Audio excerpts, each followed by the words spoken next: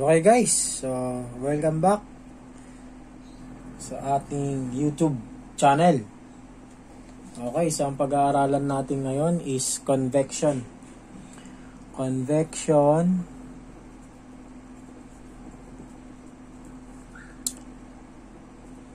conduction from fluid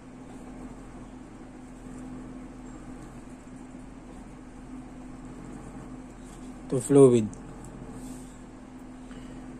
From fluid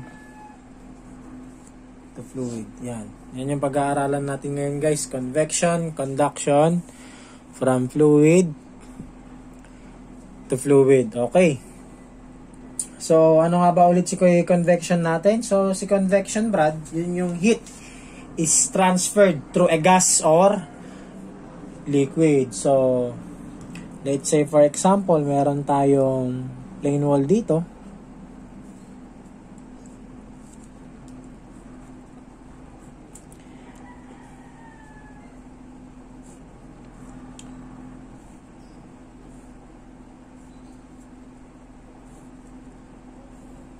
Okay. Meron tayong plane wall. And then, yung sinasabi nating convection heat is transferred through a gas or liquid. Okay? So, meron tayo dito gas.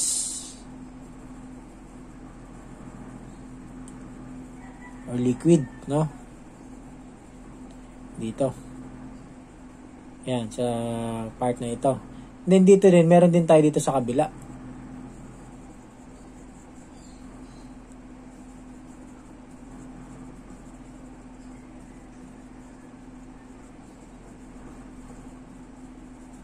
Ayan, Brad. Okay. So, ano daw tayo? Convection is heat is transferred through a gas or liquid. Okay, again, meron tayong plane wall kasi nga ang ano natin is convection, conduction from fluid to fluid. Ngayon, Brad, yung gas natin, Brad.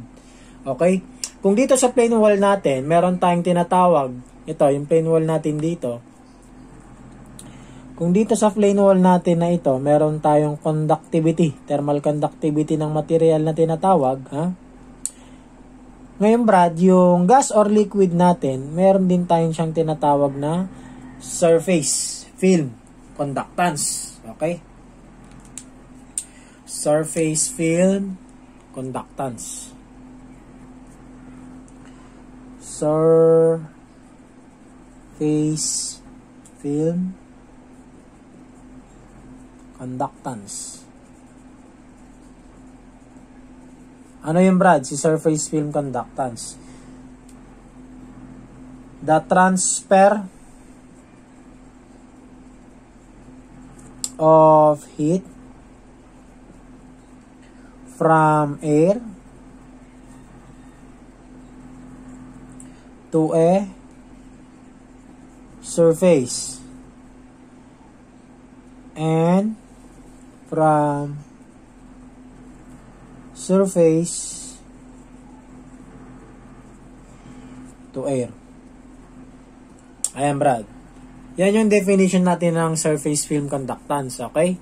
So, it is a transfer of heat from air to surface. So, mula sa ano natin, air natin, ito, yung air natin dito, papunta dun sa surface natin dito.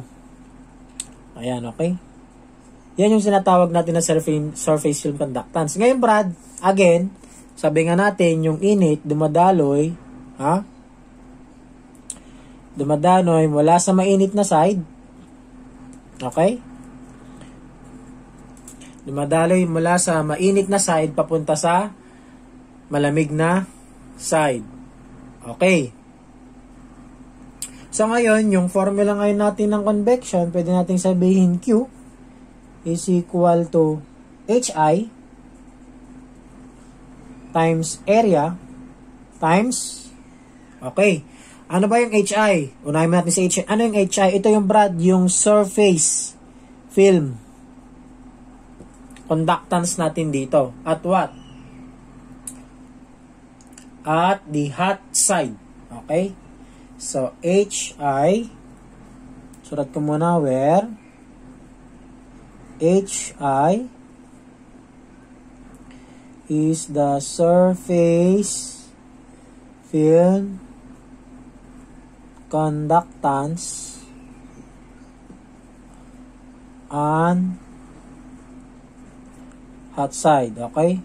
So, denoted siya ng I. Okay? Subscript niya I. So, surface film conductance on hot side. So, we have HI times area times. Ngayon, Brad, meron tayong temperature dito. Siyempre, yung kukunahin mo nating temperature, wag mo na dito. Ha? Nakuha? Wag mo na dito. Let's say, for example, ito, 0.1 natin. Yan. 0.1 natin yan. 1 yan. So, yung temperature natin yan, T1 yan. Yan yung T1 natin. Yung sa side na to, sa plane wall natin. Kasi convection conduction tayo eh. Ngayon, dito naman, sa side na to, sa side naman na ito, T2.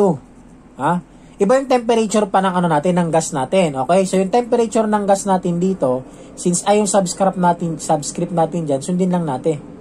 Gawin natin TI. So, ngayon, pag kukunin natin yung formula natin ng convection, kasi sabi natin, yung convection is yung heat is transferred through a gas or liquid. Okay?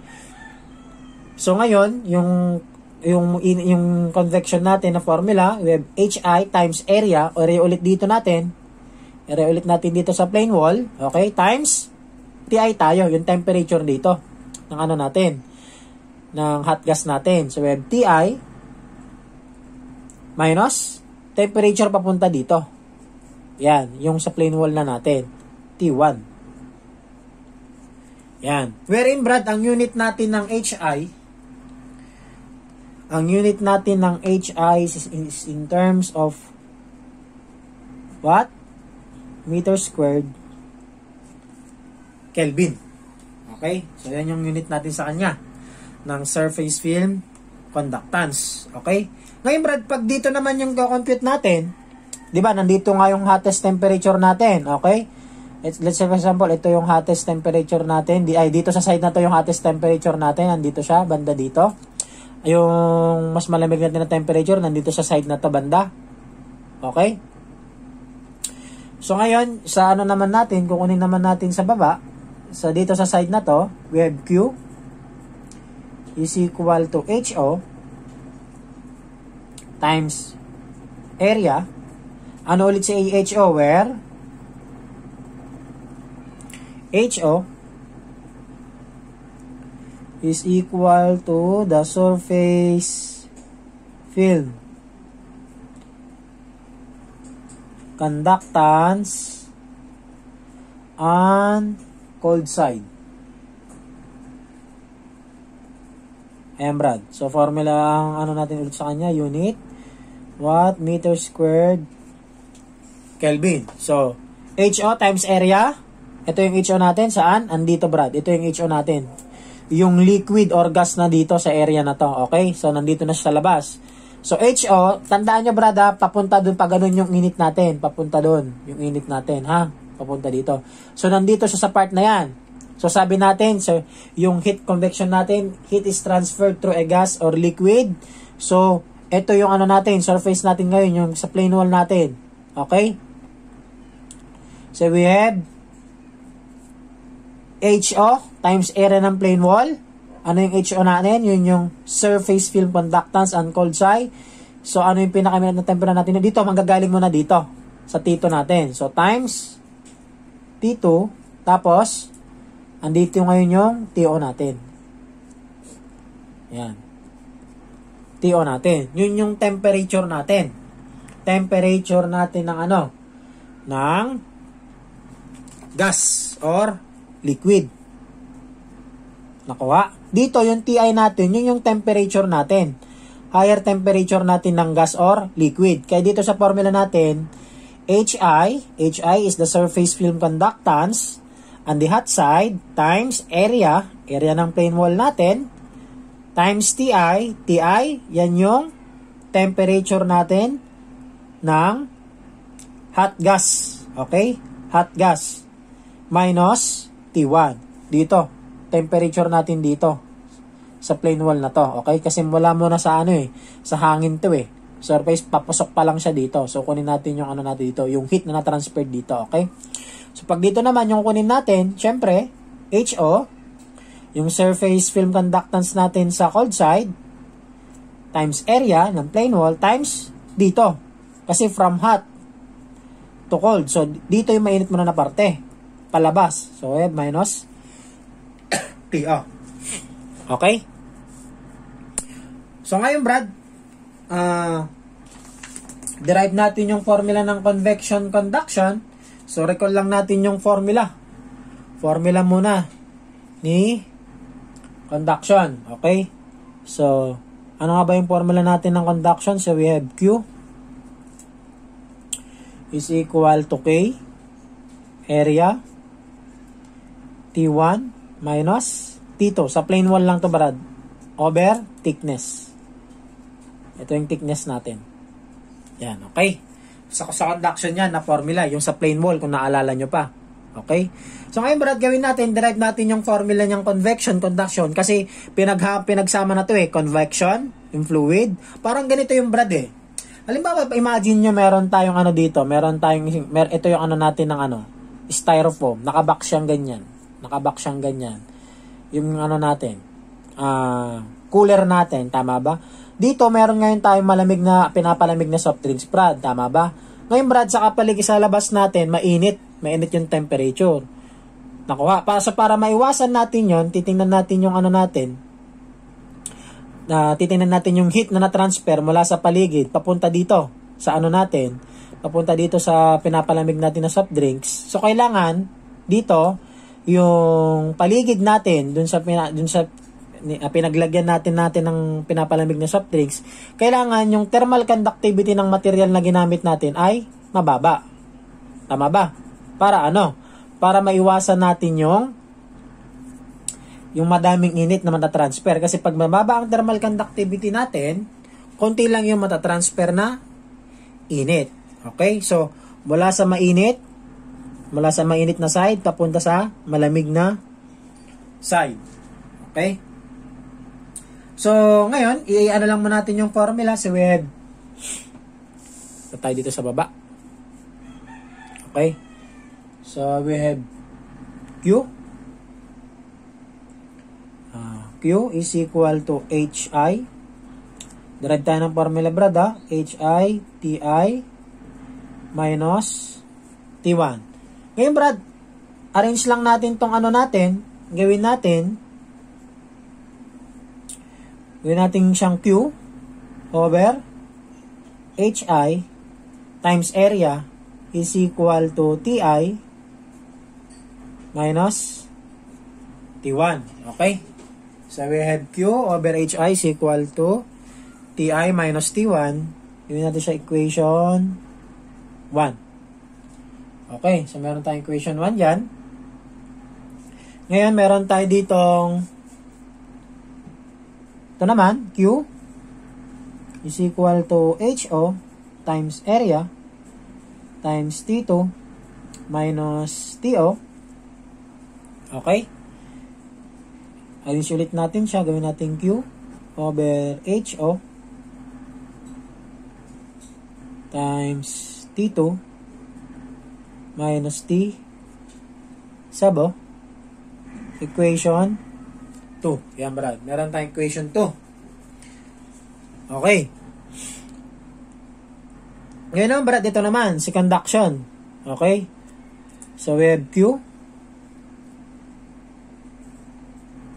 is equal to K, A, T1 sub 1 minus T sub 2 over X. Arrange lang natin. So, we have Q, X, K, A. Cross multiplication lang ako, Brad. Yung X pumunta dito. Maging QX, nilipat ko dito. Kung pansinin nyo, nilalagay ko lahat ng temperature natin sa right side, no? Para maano natin. So, we have equation 3. Okay. So, meron tayong equation 3. Ngayon, Brad, etong natin dito, equation natin dito, buo tayo ngayon. So, ito from equation 1, gawa pa tayo ng isa pang equation. So, gawin natin, okay, mula dito, Q over HI times A is equal to TI minus T1. So, gawin natin, Brad, ilipat natin si T1. Ha? Hanapin natin si T1, tapos si T1, mamaya substitute natin dito. Ganon din gawin natin dito. Substitute din natin siya dito. Okay? So, mangyayari, we have T1, nilipat ko siya. Transposition, lipat ko siya. Negative siya. Lapunta dito, positive.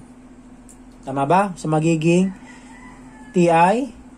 Ngayon, itong positive na to, na ano natin dito, lilipat sa kabila, magiging negative. So, HI times A. Meron tayo ngayong equation 5. Equation 4, sorry. Yan. Okay. So, dito naman, si Tito naman yung kunin natin para ma-substitute natin siya dito. So, we have T2. Positive na si Tito natin dito. So, mangyayari, si TO ngayon yung lilipat. So, magiging TO, lilipat dito. Negative siya, lilipat sa kaliwa. Positive. Tama ba? Ito, hindi naman siya nalipat. So, stay siya. So, we have Q, H sub O times A. Equation 5. Okay. Nagets naman siguro yan, no? Malinaw. Okay. So, ngayon, Brad, ang gawin natin is elimination by substitution. Okay. So, we have, ngayon, Brad, copy natin siya mula sa equation 3 natin, no? The equation 3 natin, pasok natin sa equation 4 sa equation 5. So, we have here Q sub X over K times area is equal to, ano si T1 natin? T1 is equal to TI, T sub I minus Q over H sub I times area minus, kasi minus dito, T2, ano si T2 natin? TO plus Q, minus na nga pala dito, tama ba? So, multiply natin siya. To, minus, tama ba? Si T2, TO. So, magiging minus TO. Ngayon, positive yan. Negative times positive, magiging negative ngayon dito. So, minus. Minus yan. So, we have TO minus Q over HO times area. Okay? Yan. Okay. So ngayon, Brad, ang gagawin natin, ilipat natin lahat ng may Q. Ha? Mula sa kanan, papunta sa kaliwa. Transposition tayo. So, gagawin natin, magiging mangyayari is magiging Q sub Q times X over K times A. Si Q dito, over HI, lilipat na sa kabila, magiging positive. So, we have Q H sub I times A. Ganun din dito, negative. Lilipat sa kabila, positive. H O A. Nakuha. Okay. Is equal to, anong natira sa kaliwa ngayon? Ay, sa kanan natin ngayon? T sub I minus T sub O. Ano ulit sa si TI, Brad? Si TI is the temperature of the hot gas. TO is the temperature of the cold gas. Okay? So ngayon, Brad, ang gawin natin, kung pansin niyo, meron lahat siyang Q. Tama ba? Meron lahat siyang Q over A. Ito ang side natin ito. Q over A, Q over B, Q over A. Okay? So, mangyayari, yan. So, ang gagawin natin ngayon is,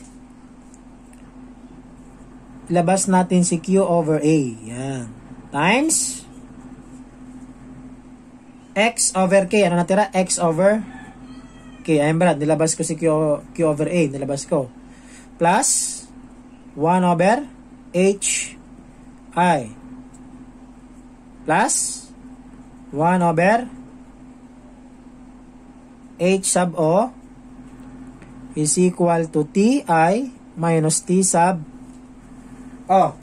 Ngayon, Brad, ilipat natin to dito sa baba ngayon. Sa baba natin to, itong side na to.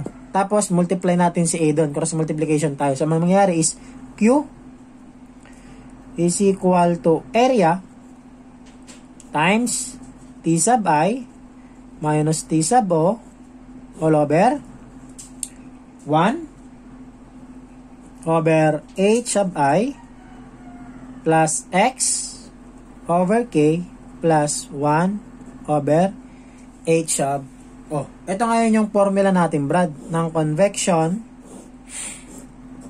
Yan. Yan yung formula natin ng convection, conduction from fluid to fluid. Yung isa lang yung ano natin, Brad, yung wall natin. Isang layer lang, okay? Isang layer lang tayo. Yan yung formula ngayon natin. Okay? So ngayon, Brad, ano magiging unit ng area natin? Unit ng area natin, Brad, is meter. Nakuha? Meter siya. So para mangyayari, ito yung unit natin, meter times, anong unit natin dito? Kelvin. Kelvin over, ito, 1 over HI. Anong unit natin dito ng 1 over HI? Sabi natin, 1 over HI. Anong unit natin HI? Watt meter squared Kelvin. So, 1 squared Kelvin plus, anong unit natin na X? Meter. Tama ba? Meter over thermal conductivity. Ano natin ng thermal conductivity? Anong unit natin ng thermal conductivity natin? So, watt per meter Kelvin plus 1 over watt meter squared Kelvin. Okay? So, dapat maging unit natin is in terms of watt. So, ganyan mangyayari, itong si meter dito, itong unit natin dito, tataas yan, ganun dito, tataas din to, ganun dito, pupunta dito, nangyari, magka-cancel yung mga meter natin. Ay. Nakuha. Ayan, to. Okay? So, magka-cancel yung Kelvin natin, tataas. Cancel si Kelvin. Okay? Oh, meter squared pala to, sorry. Yan.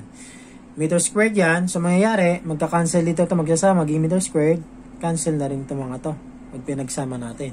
Parang ang nangyari dito, para ma-simplify, para mas maayos natin dito, sa mga nangyari, para naging parang Q is equal to meter squared Kelvin over meter squared Kelvin over watt. So, cancel to.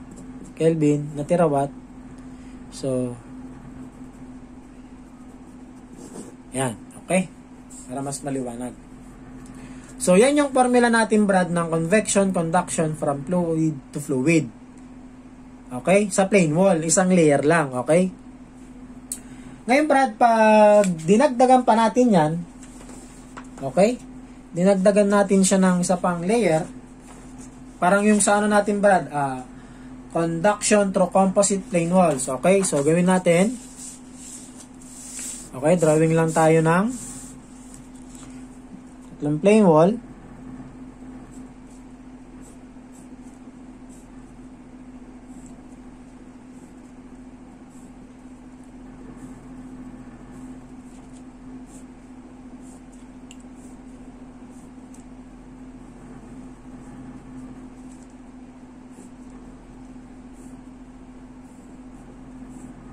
Okay. So, nandito ulit si ano natin. Hot gas natin. Dito naman si cold gas natin.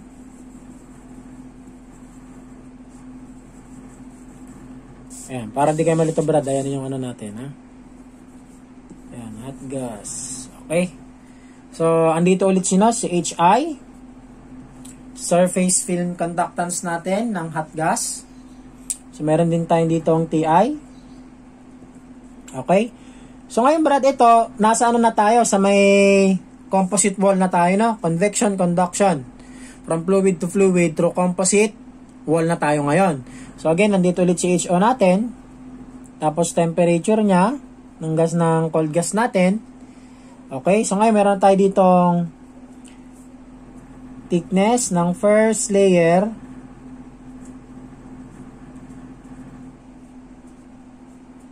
So, X sub 1, X sub 2, X sub 3. Meron din tayong thermal conductivity ng bawat layer. Ayan. Okay. Tapos, dito sa side na to, okay, itong point na to, andyan ulit yung T1 natin, T2, T3, and T4 natin. Yung area nila, pare-paras lang yan, Brad. Okay? Ito yung area nila. Yan yung area nila. Okay? So, balikan na natin yung formula natin dito na kanina. So, pag kukunin natin yung heat transfer dito sa ano natin, sa from air natin, papunta dito sa surface dito, so we have Q. Lagyan na natin, ayusin natin ngayon, lagyan natin ng Q sub I times H sub I, area, times T sub I minus T sub 1. Okay? Dito. Yung heat mo na dito, na matransfer dito sa side na to. So, pagdating naman dito, no, yung heat transfer dyan, so we have Q sub 1. So, nasa ano na tayo? Plane wall na tayo, no? So, balik tayo sa formula natin ng conduction, yung Fourier's law. So, we have K sub 1 times area, tapos T sub 1 minus T sub 2. Hot, punta dito. Okay? Yan, 1. Over thickness. Okay? Thickness. So, pagdating naman dito sa Q sub 2, so we have K sub 2 times area times T2 minus, papunta doon, T3. Yan, over X sub 2. Next naman is yung Q3 is equal to thermal conductivity. Itong part na to, third layer natin, times area, times, mula sa point na to, so have T3 minus T4 over thickness ng 3. Ngayon naman, dito naman sa baba natin, ay sa labas, pinakalabas natin, so we have Q, convection ulit tayo, so we have QO, Q sub O, times H sub O, times area, sa point na to, palabas, so we have T4, minus T sub O over, oh, sorry, wala na palang over. Ito na pala yun. Ayan. Okay. Ayan. Okay, so pag ngayon, Brad, for steady. Yan, steady. Is for steady state of heat transfer. Okay. So, pag-ayusin natin siya, wherein, so for steady state of heat transfer. Okay? So, Q is equal to Q sub I is equal to Q sub 1 is equal to Q sub 2 is equal to Q sub 3 is equal to Q sub.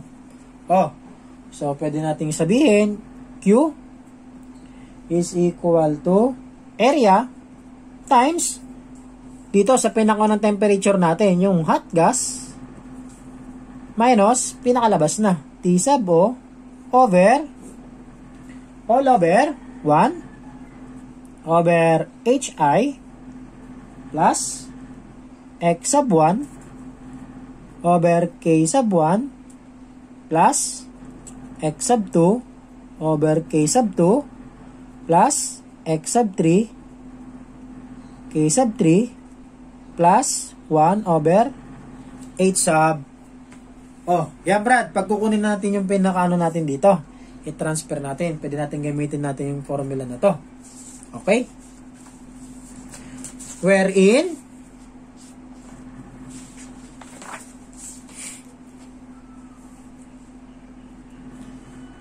in terms of overall conductance, so overall conductance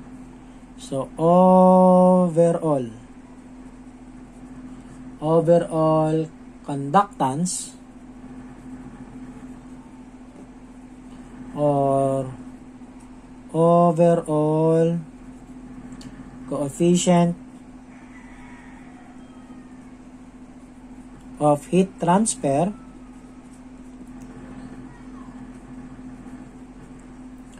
so in terms siya ng U. In terms siya ng U is equal to 1 over RT. Ano si RT natin? Yun yung total thermal resistance. So we have 1 over, ito Brad, ito yung RT natin. So we have 1 over HI X sub 1 K sub 1 plus X sub 2 K sub 2 plus X sub 3 K sub 3 plus 1 over H sub O. Okay? And meron kasing problem, Brad, na sinasabi na lang the overall conductance or the overall coefficient of heat transfer. Yun yung capital letter U. Ito na siya yung, Brad. Okay? So, ano magiging unit natin dito pag sinabi yan? Okay. Ano yun natin? Himay-himay natin. So, 1 over, ano ba unit natin ng HI? Kanina. So, magiging unit natin neto, U, is in terms of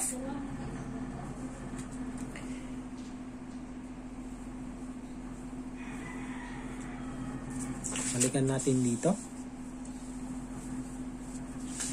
So, we have U in terms of 1 over RT. So, U 1 over RT. So, we have 1. So, magiging unit natin is meter squared. Kelvin over watt is equal to watt. Yan.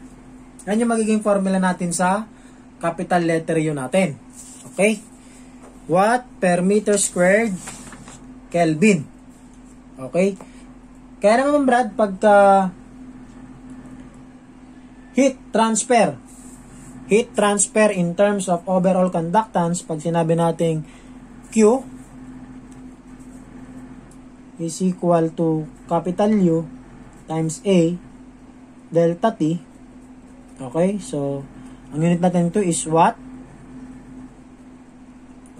meter squared Kelvin times area meter squared times delta T Kelvin.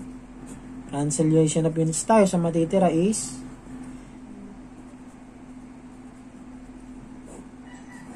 yan.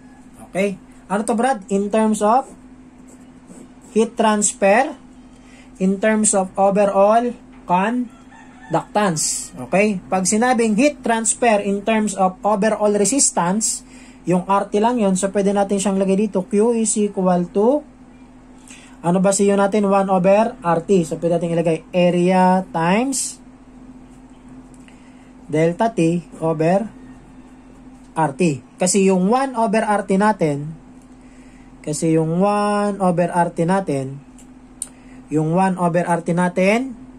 ito siya, U siya. So, si U, lagay natin dito. Okay?